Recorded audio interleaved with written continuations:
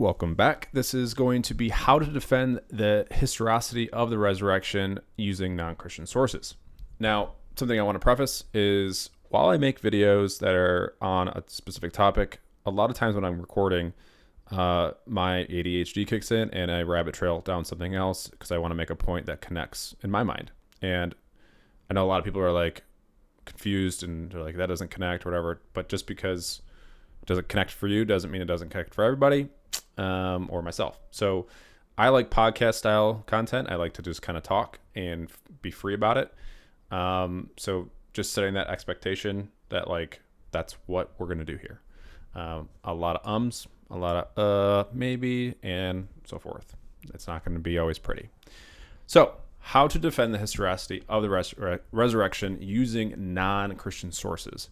The resurrection of Jesus Christ is one of the most central claims of Christianity, often challenged by skeptics as myth, legend, or fabrication. And I actually just last night came across somebody called, I think his name is Derek Mythvision, who is like a little bit more concrete version of the Carson guy, where like they have all these strange views of ancient texts and they think it disproves Christianity, and they have these ideas. And while Carson never really refers to scholarship very much, this Derek guy, while still kind of chaotic, actually engages or brings on secular scholars, which I love. But we'll address that in this video a little bit.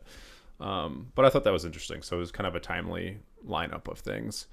So historical evidence from non-Christian sources provides significant corroboration for the key elements of the resurrection narrative. Now, I have books that I can pull off the shelf that go so far into this topic that you can take it could take you years to really digest all the evidences that and arguments that are there. So this is going to be a very high level kind of overarching discussion. And we'll start by establishing criteria for the reliable historical sources. So historians use established criteria to evaluate reliability of sources. Applying these to non-Christian accounts strengthens the argument of the resurrection's historical perspective. So the criteria, I always ask this question, and it's something that I kind of forgot to, like, it's kind of like phased out of my apologetics, but I'm bringing it back in because it's so necessary. What is the criteria by which you have confidence in something, right? And we use the word certitude sometimes, but it's really confidence, like confide, faith in. So what is that level of confidence, and what is the criteria? Is it arbitrary? Is it grounded in something? Is it universally accepted? And all these other things. So let's start by establishing that criteria, right? And we will dabble in textual criticism multiple times on this channel in different videos. And a lot of what textual criticism uses for criteria, we use as a historical basis for many things. So it's not exclusive to textual criticism. So, the earliest copy of X, that's what we accept as the most reliable, that which is attested to the most, and so forth down the road. So, hey, look at that. Already rambling. So, multiple attestations. Historical events are more credible when attested by multiple independent sources. So non-Christian sources such as Tacitus, Josephus, and Babylonian Talmud confirm events that align with Christian accounts of Jesus. Now, there are nuances with each of these things. So there are, there's claims that some versions of Josephus are forged and whatnot. But again, textual criticism gives us a basis for understanding what is forged and what is not. Because most Christians do attest like there are forged documents out there, right? We're not saying like we don't have forged documents. They exist. The Talmud, an altered text, but in an interesting and beneficial way for Christianity. So they would alter this text in such a way that was derogatory to Christ on purpose and post-Christ, depending on how you view it. So there are nuances with this, but we're just going to, again, sort of a high-level overview. So the crucifixion of Jesus is mentioned in the Gospels, which we affirm as historical documents, eyewitness documents. Tacitus, Josephus, Antiquities, and Lucian, demonstrating a broad agreement across independent sources. So multiple sources attesting to the same thing.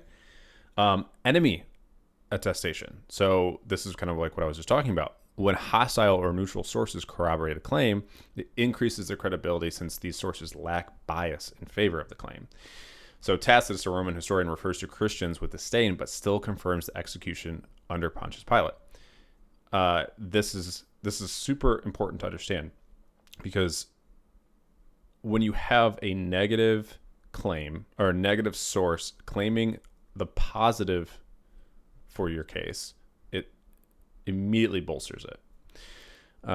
So then, epistemological basis. Historians like Gary Habermas emphasize the importance of minimal facts approach, so using only facts widely agreed upon by scholars, regardless of their worldview. By focusing on well-attested details, crucifixion, early belief in resurrection, the argument avoids relying on purely theological claims.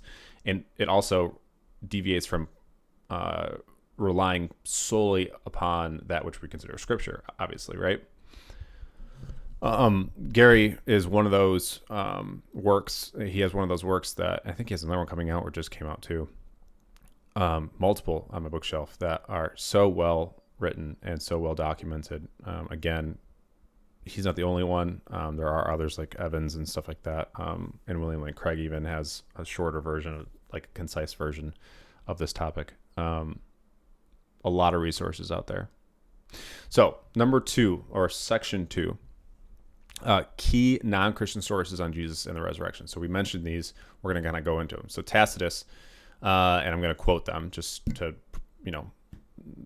provide a little bit of substance. Christos, from whom the name Christians had its origin, suffered the extreme penalty during the reign of Tiberius at the hands of one of our procurators, Pontius Pilate. So Tacitus confirms Jesus' execution, placing it during Tiberius' reign, which ends in 37 AD, I believe. The term extreme penalty refers to the crucifixion. Again, that's a thing that's universally accepted by historians. Tacitus' disdain for Christians as superstition underscores that neutrality or hostility even. Maybe not hostile, but it's a disdain for it, obviously. So then number 2, Josephus. This is the minimalist version. There's multiple versions we have and whatnot. At this time, there was a wise man who was called Jesus. His conduct was good, and he was known to be virtuous. Many people among the Jews and other nations became his disciples. Pilate condemned him to be crucified and to die, but those who had become his disciples reported that he had appeared to them 3 days after his crucifixion and that he was alive. So Josephus confirms the existence, crucifixion, and resurrection. And I'm not saying that he confirms that these things actually happened. I'm saying he confirms that the belief of these things occurred, right? So the eyewitness accounts are saying that these things happen. Josephus is backing that up. So while debates exist over possible Christian interpolations, the core facts widely accepted by scholars. So again, minimal facts. Like this is non-Christian scholars accept this.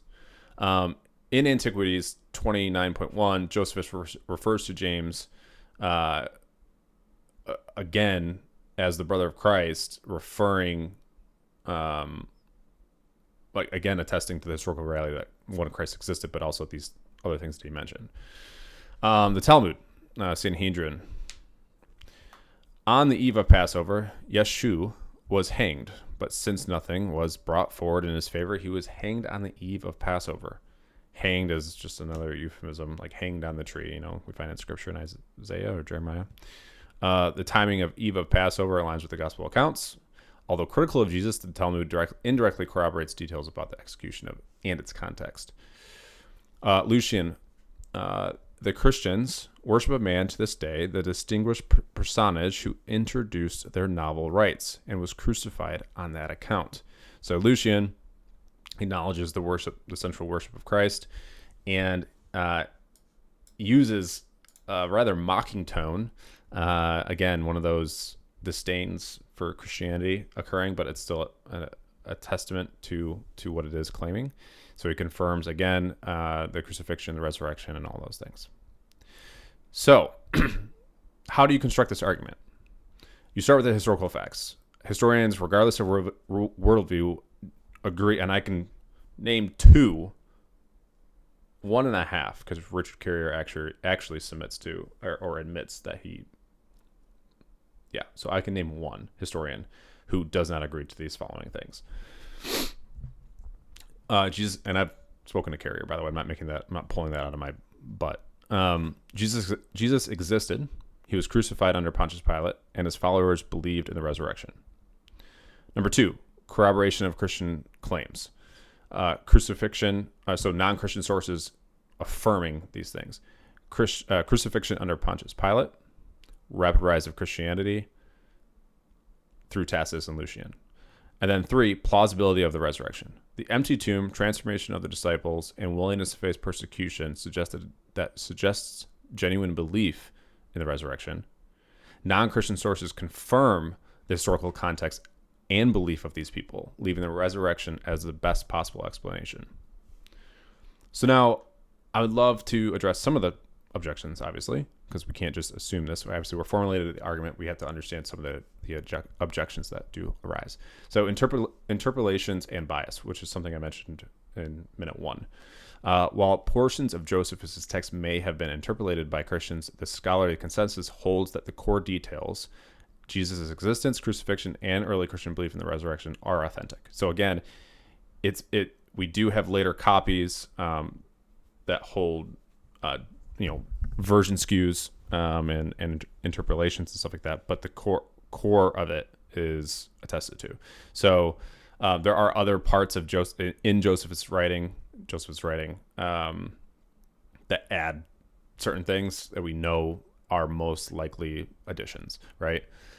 Unnecessary details, basically. So myth or legend theory. Again, I mentioned Derek Myth Vision, who I think believes this. I'm not sure. I literally haven't watched his content, really. I just saw him get decimated by Jay Dyer the other day. So that's all I really know of him. Legends take time to develop, but belief in the resurrection arose immediately. So legends aren't something that are formed 3, 5, 6, 7, 8, 9, 10 years after the fact.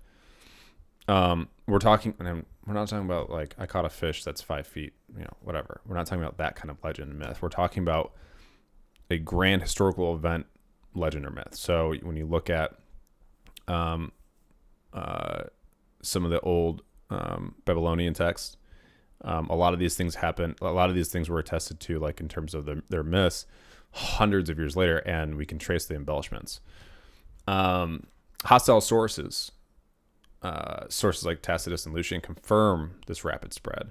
So it was immediate, right? It wasn't something that took a long time. It was immediate. So the myth or legend theory really on the top, this is again, top surface stuff. We can go into things that defeat the myth or legend theory. There are multiple, but just giving you the top understanding of it. So, and then alternative explanations. So the hallucination theory does not explain the empty tomb or group appearances. They did not expect, we know from the eyewitness accounts historically that they did not expect Jesus to rise. There was a misunderstanding there. Like they didn't know what was going to happen. So to say that 500 plus people all expected Jesus to rise is just not the case. Like we know that biblically and historically, right? So again, top level, there's many other arguments why the hallucination theory does not work. I mean, there's a whole psychological book about this, why it doesn't work. The body left theory, this is a funny one. This one just lacks motive and fails to account for the disciples' willingness to die for their beliefs. Like, if the body was stolen or it was actually there or whatever, the tomb wasn't actually empty. One, you wouldn't have, again, I don't even have this written down. This is just off the top of my mind. There's other arguments to be had here because you wouldn't have women being the first people to discover this thing. Like in that time, it just does not make sense. Like it almost discredits it in a way. But then you have the affirmation of the disciples going on later, and they're all dying deaths that are brutal. You don't die for something you know is false. You just don't. I know. So, section 5, the cumulative case for the resurrection. The convergence of evidence from hostile, neutral, and Christian sources demonstrate that the resurrection is historically credible. And we're not out to set, again, we're taking this is like evidentialism, right? and we're trying not to take any presupposition here. We're setting a criteria, and we're affirming that criteria by inserting our facts. So Jesus' execution under Pilate is well attested. Early Christians believed in the resurrection and faced persecution for it. Non-Christian sources inadvertently corroborate these claims. So we know it's reliable based on basic widely accepted consensus criteria. So now what do you do with that? One, I hope this increases your faith and confidence and be able to speak to these things. And I would take, work through these sections and go look at the other arguments that further corroborate and build this up. If you guys want me to go further into one of these, just comment down below. I'm happy to do that. I also have articles on Substack, so please go subscribe to the Substack as well. It's just apologetics.substack.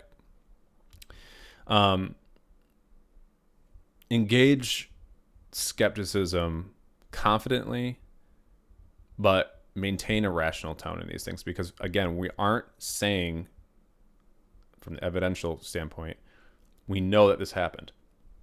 We're saying it fits criteria for what we consider to be historically reliable. Therefore, doubting it goes against historicity and what we can know to be true. So it is more likely that these things happened, Christ existed, was crucified, and rose, than they are not. So be confident in that. So non-Christian sources like Tacitus, Josephus, the Talmud, Lucian, they all corroborate these key things. While they don't affirm the event as miraculous, they provide historical evidence that supports the plausibility. That's the main point. So hope you guys enjoyed this. If you hated this, let me know. If you loved it, let me know. It's all good stuff. Thanks.